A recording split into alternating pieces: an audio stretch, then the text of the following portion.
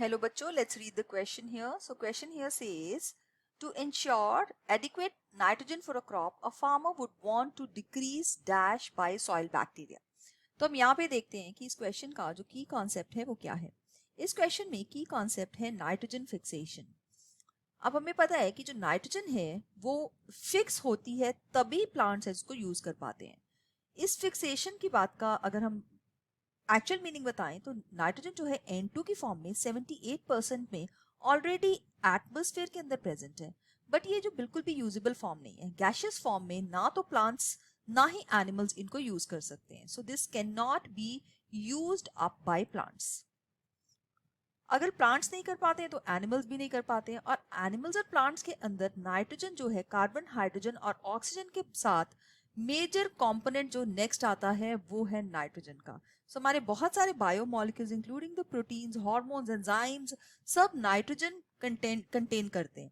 तो यहाँ पे हम देखते हैं कि जो नाइट्रोजन है इसको हम कैसे फिक्सअप कर सकते हैं. तो इसके लिए हमारे पास होते हैं सॉइल बैक्टीरिया. ये सॉइल बैक्टीरिया को हम नाइट्रोजन फिक्सर्स बोलते हैं. These soil bacteria are called as nitrogen fixers.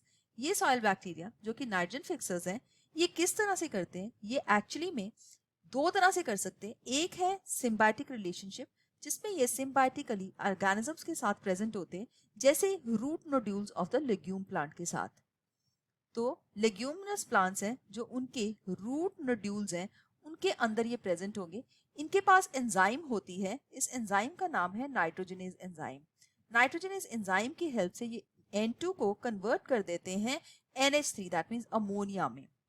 तो ये अमोनिया पहली फॉर्म है और इस प्रोसेस को हम नाइट्रोजन फिक्सेशन बोलते हैं. So that means nitrogen fixation की हेल्प से सॉइल के अंदर नाइट्रोजन बढ़ रही है.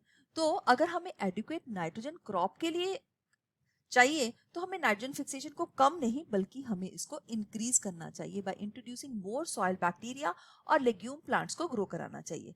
तो ये ऑप्शन तो यहाँ पे बिल्कुल गलत हो जाती है. अब यहाँ पे है कि ये जो NH3 है ये सॉइल N पूल, मतलब जिसको हम सॉइल नाइट्रोजन पूल बोलते हैं या N पूल बोलते हैं, उसके अंदर होती है. अब ये कुछ स्टेप्स अंडरगो करती है जिसको हम बोलते हैं नाइट्रिफिकेशन. तो ये NH3 with the help of bacteria Nitrococcus NO2 negative में कन्वर्ट हो जाती है. सो यहाँ पे है नाइट्रोकोकस बैक्टीरिया और फर्दर ये फिर से ऑक्सीडाइज होके NO3 नेगेटिव के अंदर, दैट मीन्स ये नाइट्रेट है तो इसके अंदर कन्वर्ट हो जाती है. इसके लिए जो बैक्टीरिया चाहिए होता है उसको बोलते हैं नाइट्रोबैक्टर. सो हम देख रहे हैं कि ये जो अमोनिया है NO2 है और NO3 है, मतलब नाइट्राइट, नाइट्रेट और अमोनिया, ये तीनों ही जो स्टेप्स हैं यहाँ पे इसकी जो कन्वर्शन हो रही है ये हम इसको नाइट्रिफिकेशन बोलते हैं. और ये जो तीनों ही कंपोनेंट्स हैं ये प्लांट के लिए अच्छे हैं और प्लांट उनको यूटिलाइज कर सकता है, एब्जॉर्ब कर सकता है. तो ये नाइट्रिफिकेशन भी रॉन्ग हो गया. अब डीनाइट्रिफिकेशन क्या होता है? डीनाइट्रिफिकेशन का मतलब कि ये जो सॉइल नाइट्रोजन पूल है जो कि अमोनिया, नाइट्राइट या नाइट्रेट की फॉर्म में है, इसमें से ये जो नाइट्रेट फॉर्म है ये दोबारा डीनाइट्रीफाई होके कुछ बैक्टीरिया हैं जिनका नाम है Thiobacillus and Pseudomonas. In bacteria की हेल्प से ये दोबारा से एटमॉस्फेयर में N2 की फॉर्म में चली जाती हैं. तो दैट मीन्स ये वेस्ट हो गया. अब नाइट्रोजन ये यूजेबल फॉर्म में तो नहीं है. तो हमारा जो करेक्ट आंसर इसमें बन जाता है डीनाइट्रिफिकेशन. सो अगर हम डीनाइट्रिफिकेशन को ऐसी सॉइल के अंदर कम करेंगे तो मैक्सिमम जो नाइट्रोजन है वो सॉइल नाइट्रोजन पूल मतलब अमोनिया, नाइट्राइट और नाइट्रेट की फॉर्म में अवेलेबल रहेगी. तो ये इसको प्लांट्स जो हैं बड़ी इजीली यूज कर सकते हैं.